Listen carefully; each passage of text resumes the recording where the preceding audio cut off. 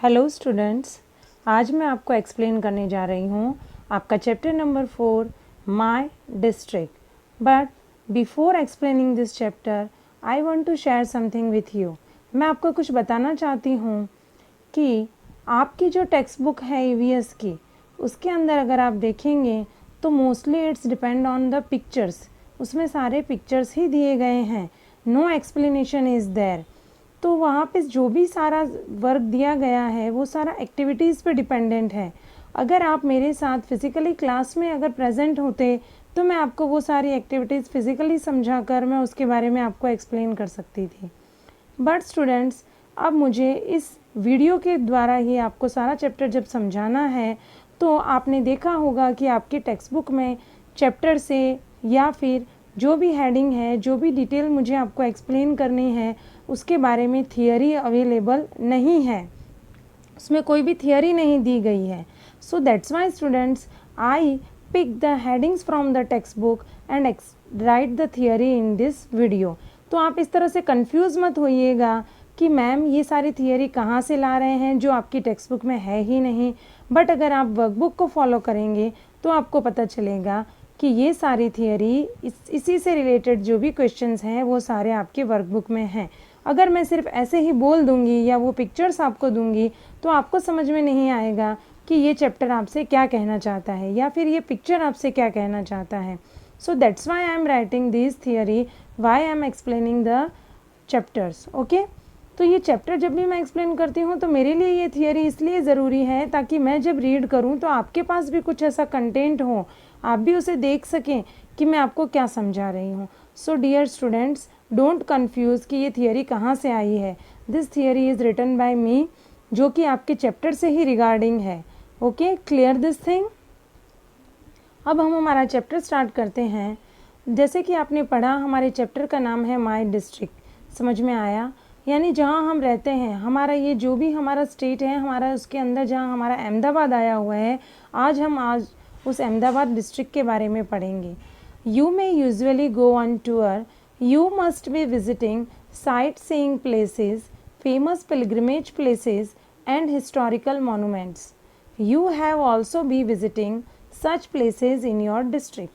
अगर आप भी अपने पेरेंट्स के साथ कहीं यहाँ वहाँ टूर पे, किसी यात्रा पे गए होंगे तो आपने भी ऐसे बहुत सारे देखने लायक प्लेसेस देखे होंगे।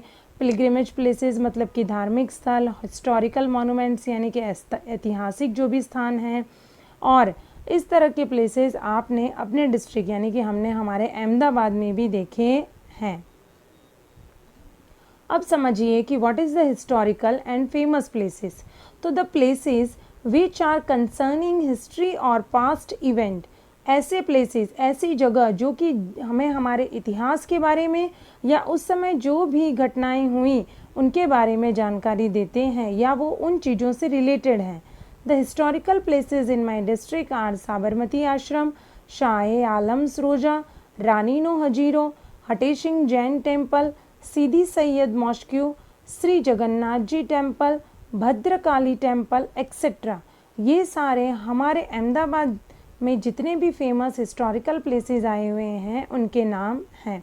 These places are visiting by maximum pilgrims and tourist, जिन्हें हमारे यहाँ के धार्मिक लोग और हमारे टूरिस्ट जो भी यहाँ घूमने के लिए आते हैं वो इन सारी जगहों को देखने के लिए जाते हैं। So these are called our historical and famous places.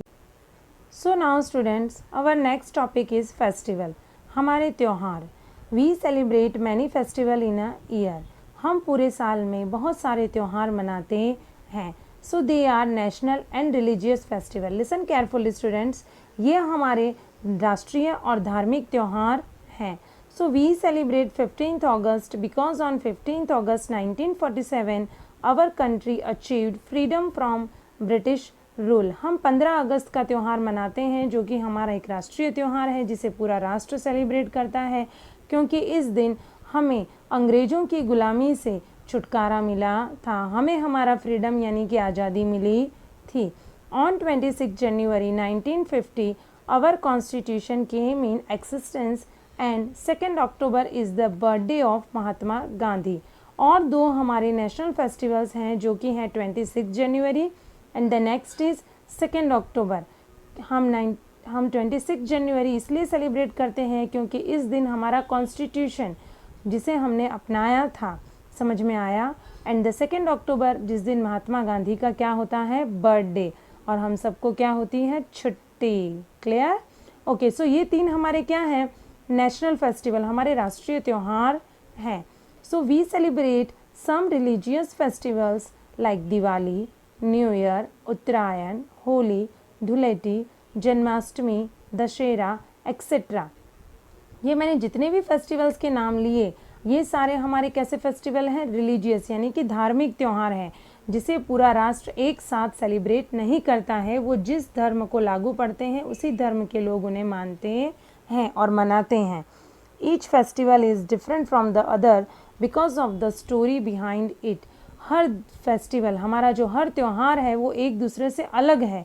क्यों अलग है? क्योंकि उसके पीछे की कहानी कुछ अलग है, इट्स इम्पॉर्टेंस, उसका महत्व अलग है, द वे वी सेलिब्रेट, उन्हें मनाने का जो तरीका है हमारा सेलिब्रेट करने का वो भी अलग है, एंड चॉइस ऑफ पीपल, और लोगों की चॉइस, उनके किस चीज़ में ज़्यादा इंटरेस्ट है उस तरह से वो उस फेस्टिवल को सेलिब्रेट करते हैं। नाउ अब बारी आती है स्टूडेंट्स फेयर्स। फेयर यानी कि मेला, जो आप लोगों को शायद पसंद है या नहीं पता नहीं, but I love to go in to fair. Okay, so listen student, you all may have been to a fair. आप कभी ना कभी तो ज़रूर मेले में गए ही होंगे। Fair might have been held in your district also, और आपके डिस्ट्रिक्ट में, हमारे अहमदाबाद में भी ऐसे मेले लगते ही हैं। Most of our fairs are held or organized at our pilgrimages and during festivals.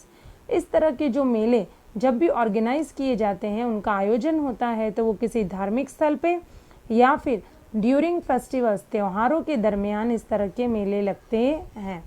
The famous fears are, अगर हम हमारे अहमदाबाद की बात करें, हमारे स्टेट की बात करें, तो वहाँ लगने वाले मेले जैसे कि Modhera fair, Bhadarvi Poonam fair, Kartik Purnima fair, तरनेतर fair एक्सेट्राज, और भी बहुत सारे इस तरह के मेले हमारे राज्य में, हमारे अहमदाबाद सिटी में भी लगते हैं। These fairs are held on different dates and different months, और ये जो जितने भी मेले हैं ये सब अलग अलग तारीख पे और अलग अलग महीनों में लगते हैं। Each fair is connected to a different festival and organized at a different place. ये जितने भी मेले यहाँ पे हमारे लगते हैं ये अलग अलग त्यौहार से रिलेटेड हैं और अलग अलग प्लेस, यानी सब एक ही जगह पे हर बार मेला नहीं लगता है, उसकी जगह भी अलग अलग होती है। Different fairs are dedicated to different gods. ये जितने भी अलग अलग मेले हैं ये अलग अलग भगवान से भी रिलेटेड हैं, सारे एक ही भगवान से कंडक्टेड नहीं हैं। सो स्टूडेंट्स, यहाँ फेयर को समझाने का मतलब आपको ये है कि हमारे डिस्ट्रिक्ट में, हमारे अहमदाबाद में पुराने ऐतिहासिक मॉन्यूमेंट्स के बारे में हमने पढ़ा, जो भी फेमस प्लेसेस हैं उनके बारे में पढ़ा, हमारे यहाँ जो त्यौहार सेलिब्रेट किए जाते हैं उनके बारे में हमने पढ़ा। अब हमारे डिस्ट्रिक्ट के फेयर, हमारे यहाँ जो जो मेले लगते हैं उनके बारे में हमने जानकारी प्राप्त की। अब एक जानकारी मैं आपको और देना चाहती हूँ जो कि है नोमैडिक ट्राइब्स। तो नोमैडिक ट्राइब्स कौन हैं? So listen carefully students, they are different communities in our district. अगर हम हमारे सिटी में, हमारे अहमदाबाद में देखते हैं तो आपको अलग अलग कम्युनिटीज़ के लोग देखने को मिलेंगे। They all earn there livelihood through different occupation, और वो अपने जीवन निर्वाह के लिए अलग अलग ऑक्यूपेशन, अलग अलग व्यवसाय करते हैं।